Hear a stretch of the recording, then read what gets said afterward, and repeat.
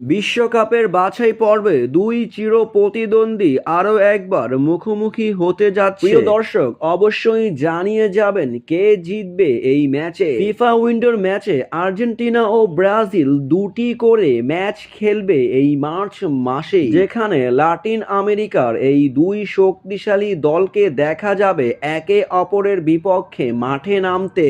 যেখানে ব্রাজিলের প্রথম প্রতিপক্ষ হতে যাচ্ছে কলম্বিয়া, অন্যদিকে আর্জেন্টিনার প্রথম প্রতিপক্ষ হতে যাচ্ছে উরুগুয়ে। তারপরেই দেখা যাবে দুই দলকে একে অপরের সাথে লড়াই করতে। সুপার ক্লাসিকোর ম্যাচে মেসি নেইমারকে দেখা যাবে খেলতে, যেখানে দুই জনকেই কোচ রেখেছেন একাদশে। যেখানে ব্রাজিল ফিফা বিশ্বকাপে এখনো কোয়ালিফাই করতে পারেনি, তাদের কোয়ালিফাই করতে হলে আরো 3টি ম্যাচ জিততে হবে। অন্যদিকে বিশ্বকাপে এক পা দিয়ে রেখেছে মেসির আর্জেন্টিনা, তাই তো এই ম্যাচ ব্রাজিলের জন্য অতি গুরুত্বপূর্ণ একটি ম্যাচ। এই ম্যাচের আগে ফলাফল ফাঁস করে দিল জ্যোতিষীবিরা, যেখানে দুই দেশের পতাকা রাখা হলে আর্জেন্টিনাকেই বেছে নেয় বিড়ালটি। ব্রাজিলকে কি আরো একবার হারাবে আর্জেন্টিনা, নাকি ঘটবে অন্য কোনো দুর্ঘটনা? দেখা যাবে সেটা ম্যাচেই।